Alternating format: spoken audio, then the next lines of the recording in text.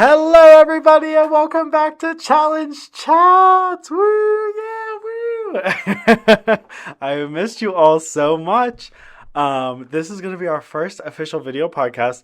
I am sorry that you are down here with the camera. I just had to set up my phone for this episode. But yeah, I'm super excited to be back with you all. Today we have an interview with Craig Staresinich. It's a super amazing interview where we talk candidly about the experiences that he had going out of high school into college, into the workforce, and everything like that. Important takeaways that he wants you all to take away from all those experiences that he went through. And we just have a conversation about his past and how he found success and why he supports the challenge program and why he enjoys working with students and being able to inspire them and get them into the future workforce. So it's a very exciting conversation. I'm really happy the Challenge Chats is back. New year, same podcast. It's very exciting. I cannot wait for you all to hear more conversations this year. We're going to be featuring one podcast a month, just like we did last year. It'll be very awesome. We're going to hopefully have some internal interviews, some external interviews. We're going to be doing lots of stuff, so it's all very, very exciting. I will send it over to Bryce and Craig in the studio, and I will talk to you all after the podcast. So I hope you all enjoy it and make sure to really take away some of the lessons that Craig has and listen to his story. He has a really great, inspiring story, and I loved getting the opportunity to interview him. I will see you guys after the interview. Everybody, so welcome to the first Challenge Chat special. We're with Craig Staresinich today, and today we're going to be doing a podcast and a little video for our schools that he sponsors. So hi, Craig. How are you doing today? I'm doing great. I'm so happy to be here and do this with you. It's exciting to talk to students of all my high schools. Yes. So to start off, I always like to ask, when you were in high school / college, what were like your original career aspirations? What did you see yourself doing? I'm a pretty lucky guy because in high school and in college, I had one ambition, and that was to work for a company that built airplanes. I was fascinated and consumed by airplanes, even to the point where my father took me to the local airport on Long Island called Zons Airport and had me start flying lessons in high school, which was pretty cool. So all through high school and all through college, I enrolled in the University of Pittsburgh for an aerospace engineering degree. They didn't have aeronautical engineering, which would have been totally airplanes. They had an aerospace engineering degree, which was airplanes and the space side. So that's where I focused on to get a degree in that and work for a company that built airplanes. That's what I wanted to do. And that's so awesome. And that's a great opportunity. Not everybody has that clear of a vision of what they want to do. And that's okay. Oh, yeah. I was lucky enough to have that vision. Yeah, and it's really important. It's great that your dad supported you in that too, and like got you some of those early flying lessons to really like hook you into it a little deeper and everything. That's a really cool opportunity. And we did it secretly because my mother didn't want me to go flying. Oh, really? My dad stuck me off on the weekend to take a flying lesson. I didn't tell my mom. That's kind of cool too. Well, sometimes you gotta have a few secrets like that. So we do know that you end up working at NASA at some point. So what was that like adventure to how you got into NASA? Like how did that opportunity come around? Story. Some of you in the schools may have heard this because I've told it several times. But I was a senior in college, and I had applied to all the airplane companies: McDonnell Douglas, Boeing, Lockheed, even Piper and Cessna, to join a company that built airplanes. And I already gone through the application process, and I was at the placement center at University of Pittsburgh and had some free time. And I was looking around at the board where they had interviewers available to talk to the students. And I looked down at the board and I saw Manned Spacecraft Center. And they had an opening right now. So I went into the room and I knocked on the door and introduced myself. And we sat down and talked. And he had me fill out an application right then and there. And we sent it in. And believe it or not, the first offer I got was from the Manned Spacecraft Center. I hadn't even heard from an airplane company yet. And wow. In the back, and I'm thinking, but I want to build airplanes. So I called them up and turned it down. But in the back of my mind, I'm thinking, geez, this is an offer to work in mission control at the Manned Spacecraft Center in Houston on the Apollo program. And mind you, this is in June, July of 1969, just before Apollo 11 landed on the moon. And Oh and I wow. was going to graduate in August. And I'm thinking that would be really a cool job. So I called him up Mhm. and asked if the job was still open. He said yes, and I took it. Then all the other airplane company offers came in for more money, but I was Mhm. happy that I did what I did. But the lesson there is you may think you're going down a path this way, but you got to keep your mind open to other opportunities because all this time I'm thinking I'm going to build airplanes, and I took a hard right turn and worked for NASA in the space program. Go figure. Yeah, and that's so crazy that it's like I think that really shows something because it was such like a last minute. You just were looking at that board right at the right time, right at the right place. Exactly. It almost was cosmically given. I don't know, but Yeah, yeah, yeah. almost Like like cosmically divine guidance or designed. Yeah, something.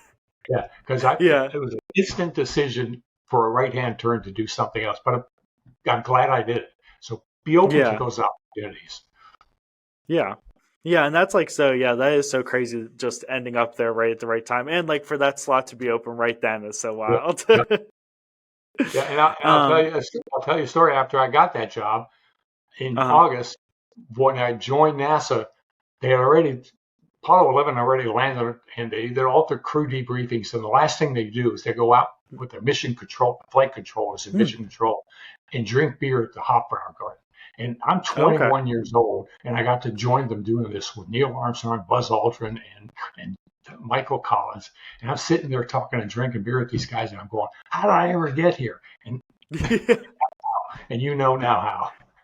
Yeah, and that's yeah, that's like crazy. Being like fresh 21, you're just able to drink and now you're drinking with like two of the biggest people in the world.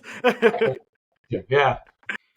So at NASA, what challenges did you face starting your career and your path into there?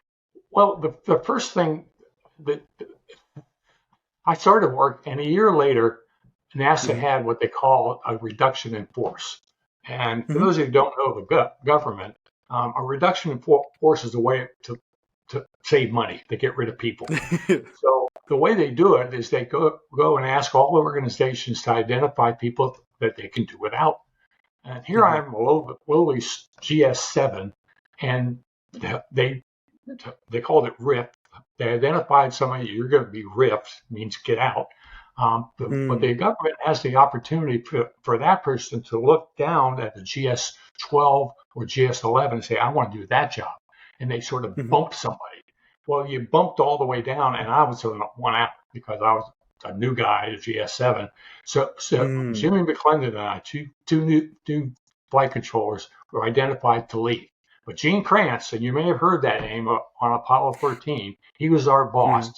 He wrote a document that showed all the training that we had received and all the things that Hmm. we had done developing documents for mission control. And he was able to present the case that we can't, that guy that's coming to take our job couldn't do it because he didn't have that training. And he was able to keep us and keep the other guys. So the challenge I had was I was on my way out after year one, but it didn't happen, thank goodness. Yeah, and that's crazy. That shows some like real resolve from your higher ups to like really like tried that hard to keep everybody and it Gene actually Kranz, worked. when Gene Kranz called me and Jimmy McClendon into his office to Hmm. tell us about it, he actually wept.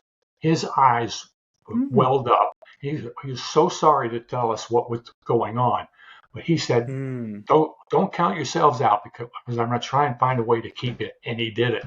And I'm forever grateful to him for doing that. The Well, and other that thing, shows. Oh, I what? was just gonna say that just shows some like that should be some like inspiration for anybody who wants to be in management because he like fought tooth and nail to keep you all because he valued all of you so much. That's so crazy. Exactly.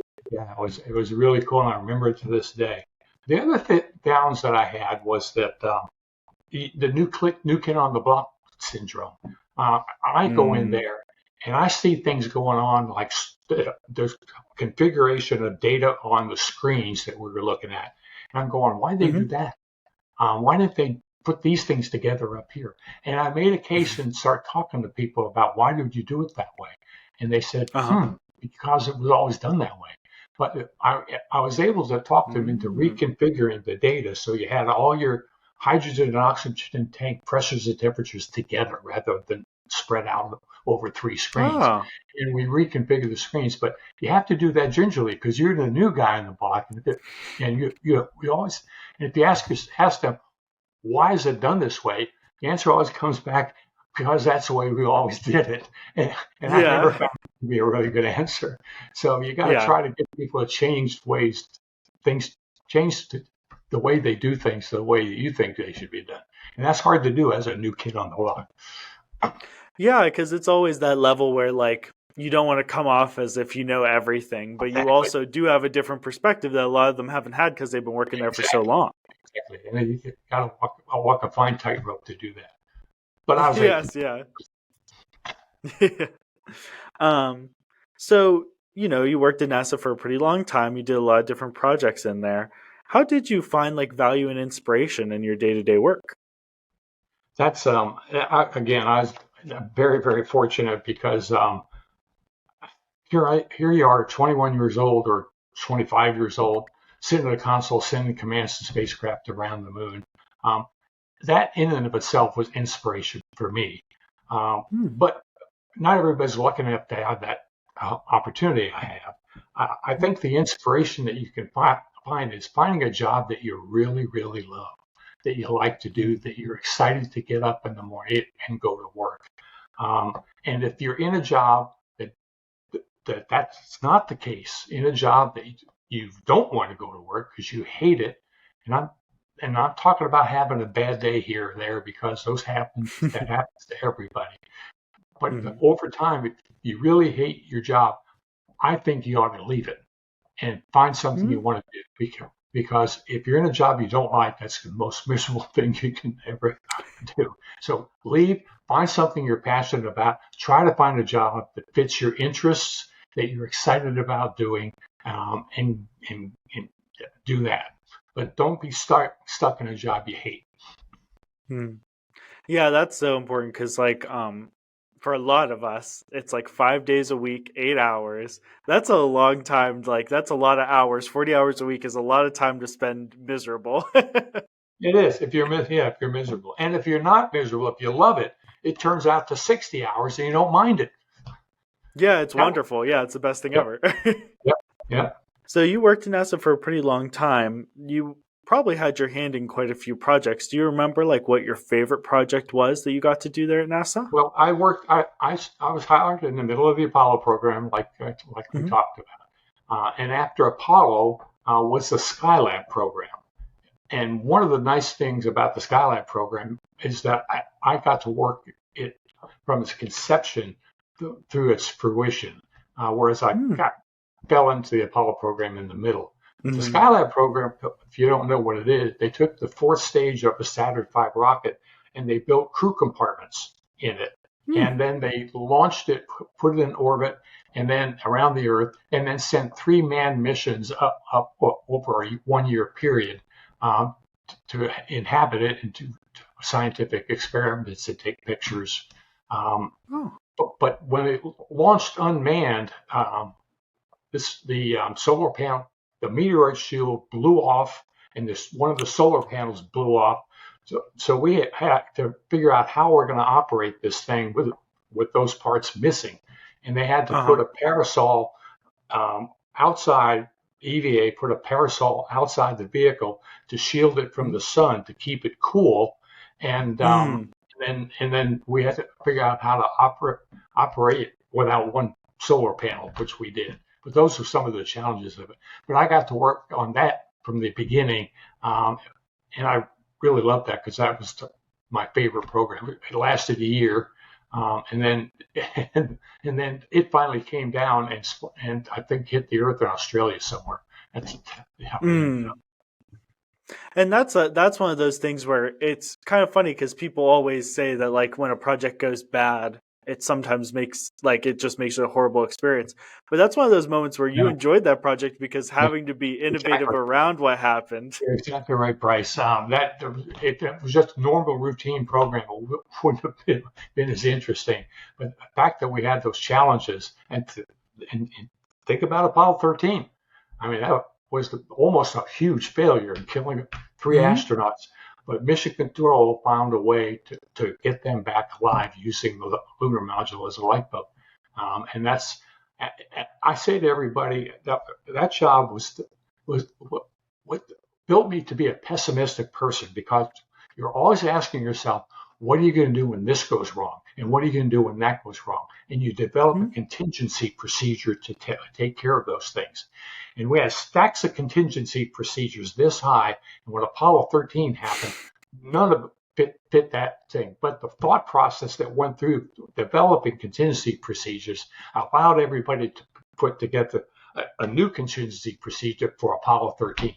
And it made me, it was a great life lesson to me because you're always asking yourself, what am I going to do when something goes wrong? And I think that's a good thing for everybody to do. Always ask yourself, look forward, what am I going to do when this doesn't work? Yeah, and I feel like it's good to have a little bit of a mix of pessimism and optimism too, because it's not bad to always be like a doomsdayer, but at the same time, if you don't think about what could possibly go wrong, whenever something does go wrong, you won't know what to do. Exactly. That's great. That's a great way to look at it, Bryce. Thank you. And I think that says a lot that what you liked in a lot of your work was the challenge. You liked to be challenged and to face hard. That's exactly. And I was going to talk about that. For me, I get excited about when there's a problem that needs to be solved. If you have a problem that needs to be solved, finding a way to solve that to me is an exciting thing to do. It keeps me motivated. Even in my retirement, I mean, after work, I find things all around me that problems that need to be solved, and I love to do that. Yeah. Yeah, one big thing was you saw a lot of students struggling in schools and stuff, so you wandered onto the challenge program and helped students in That's, that way. I love that for that reason. Yeah, go full circle. Yeah. No, but that is so important, and that I think that shows a really strong part of your personality and something that kids should maybe take with them is that you almost look for problems because you love being able to Exactly. face them and solve them. Yeah, exactly. And right now, as a retired person, I'm the treasurer for our church and the president of our homeowners association. And believe me, there's plenty of problems there to solve. Yeah, I'm sure. So, for any students that feel a little lost in high school, because sometimes high school, you got really lucky, you were able to find inspiration and you were able to find something to really drive you towards your future with your love for flying and flight and all that kind of stuff. But for a lot of high school students, they feel very lost in high school whenever they start thinking about the careers that they can pursue and everything like that. Do you have any piece of wisdom or advice that might help them work towards finding their future career field? Yeah, I think, and I can understand that being in high school, not knowing what you do, what you want to do, feeling lost. First thing I want to say is that's okay. You don't have to know exactly what you want to do in high school. It may take some time, but I would recommend that you think about things you love to do, hobbies you love to do. Do you like playing with animals? Do you like dealing with Mm-hmm. wildlife? Do you like tinkering with radios? Do you like fixing things? I met a young man that was enthralled with video games, and Mm. he ended up going to school to become a developer, software developer for video games, and he Oh, ended up getting a really good job with a video game developer. So that's a case where he's passionate about one thing and says, "I think I want to go in that industry." So it may take a little time, but think about things that really excite you, that you're passionate about, and then try to find a way to get involved with clubs or organizations or companies that do that kind of a thing. Make it so that when you go to work, you can't wait to go to work, and not the opposite. So that's what I would recommend for somebody that doesn't know what they want to do, which is okay. First of all, it's okay, and then find a passion or something that you love to do that. yeah, because even for you, I think that your story is a really good one because even you had a commitment and an idea of what you wanted to do, and then you end up being taken down almost totally like different path. So Yeah, even for exactly. you, you knew what you wanted, and you still ended up adventuring into something else. And I often think, what would have happened if I didn't see that opening for Man's Basic? My life would have changed because of seeing that opening completely. Yeah. And if I hadn't seen it, I probably would still be happy working for an airplane company. But Oh yeah. who knows? Who knows what would have happened? That was 50 years Yeah, ago. but that was like a lucky accident. It's something that you may not have even have thought of, but now it's like made your whole like Yeah, life wonderful because you've really enjoyed your work. loved it. Yeah, that's so awesome. And I think that is really important for kids to take away is like sometimes it's good to like reflect on what you enjoy because sometimes I think that's the other thing is students think that they need to find some grand path or something that they haven't found yet, but they might Mm, already be doing something that they can transform into a real amazing job. exactly. Yeah.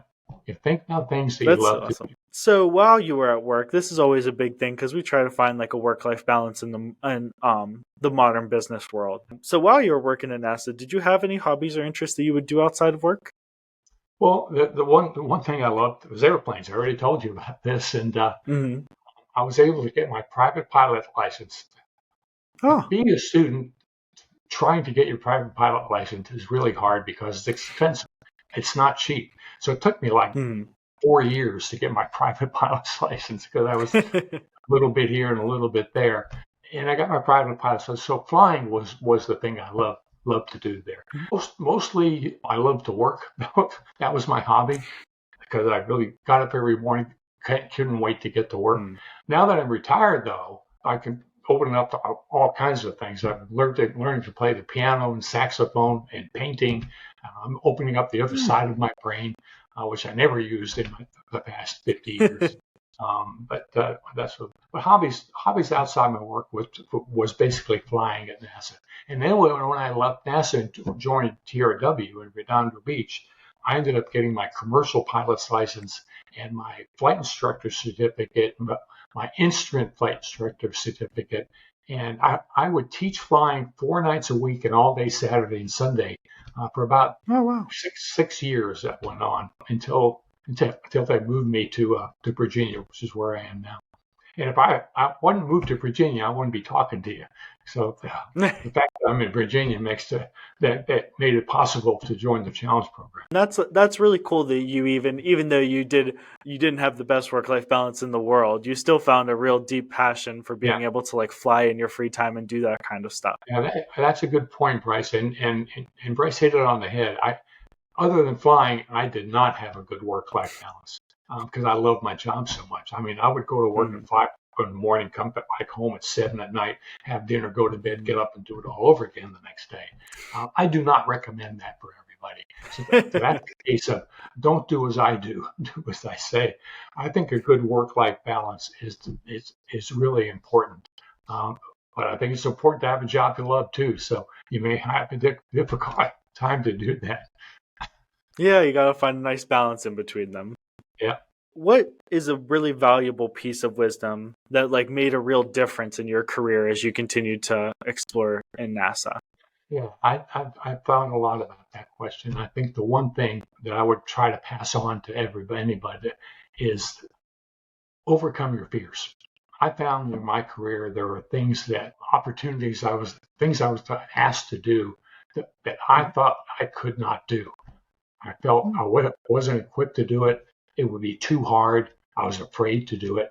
Um, but I'll tell you, I did it anyway.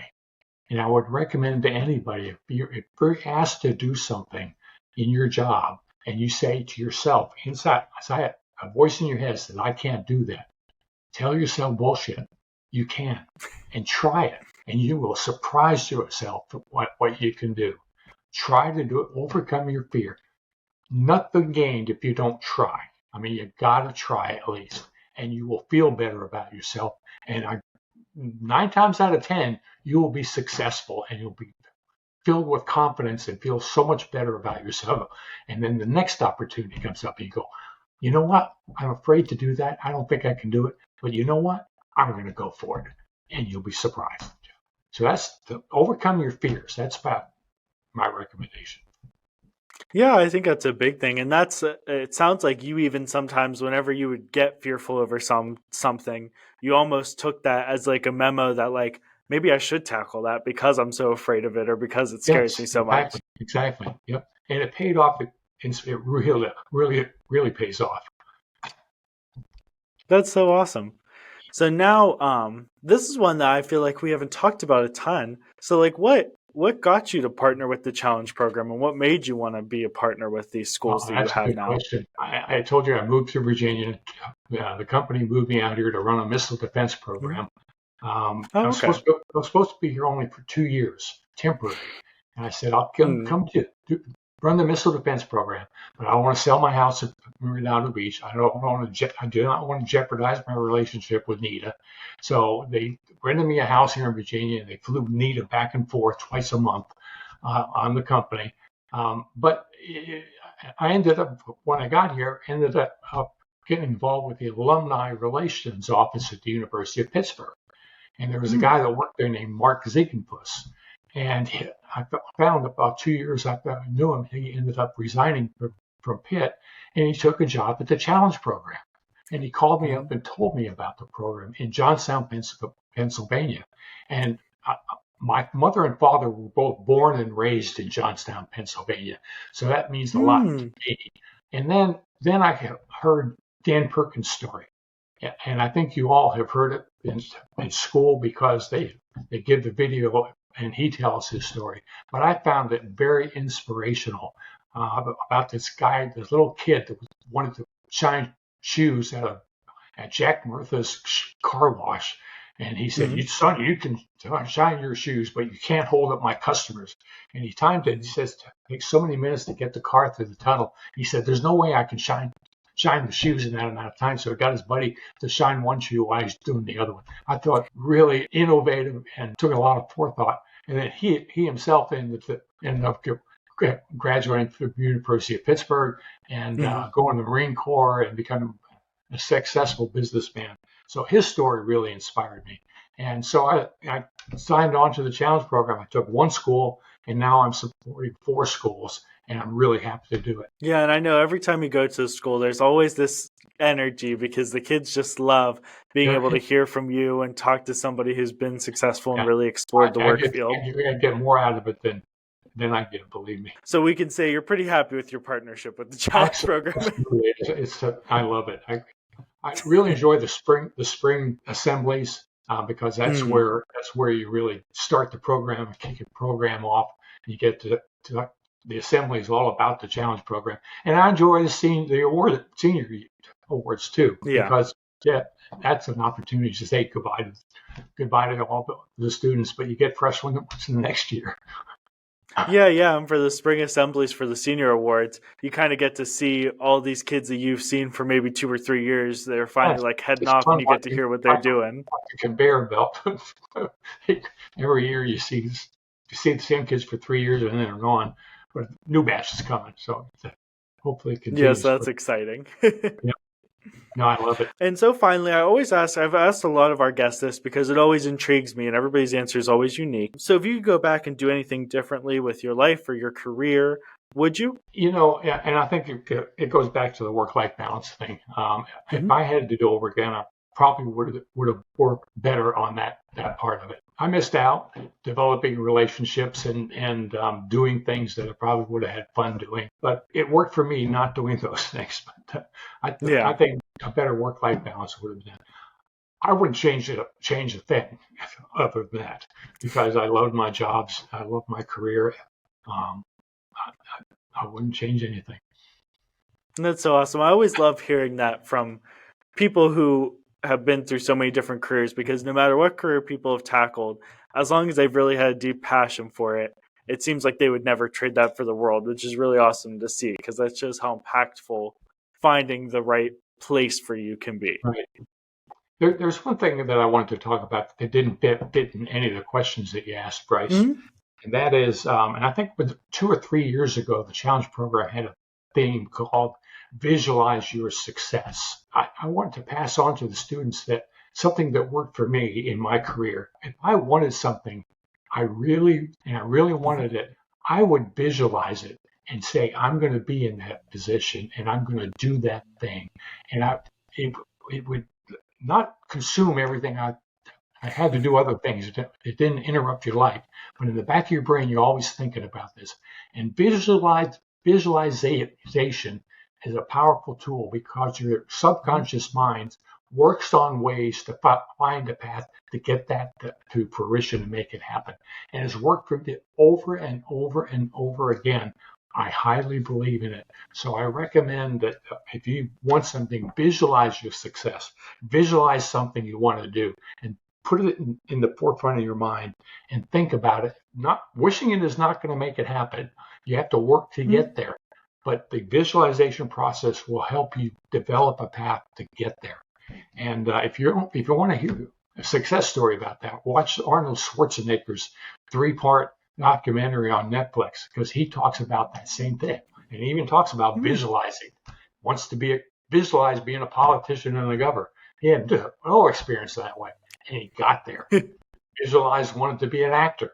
Had no experience doing it. And he got there. He really believes in that concept. Yeah, and that's I totally get where you're coming from with that too, because it is like, no matter what you're doing, it's so helpful to really like put where you want to go in your mind and really see that. So even as you're doing something totally different, or as you're working through just life in general, that's always just sitting in the back of your mind, that like that's your goal. So you're slowly working your path up to that goal. Exactly. You'll find a way. You really will. So, I mean, it got to the point where I tell myself, be careful what you wish for, because you just might get it.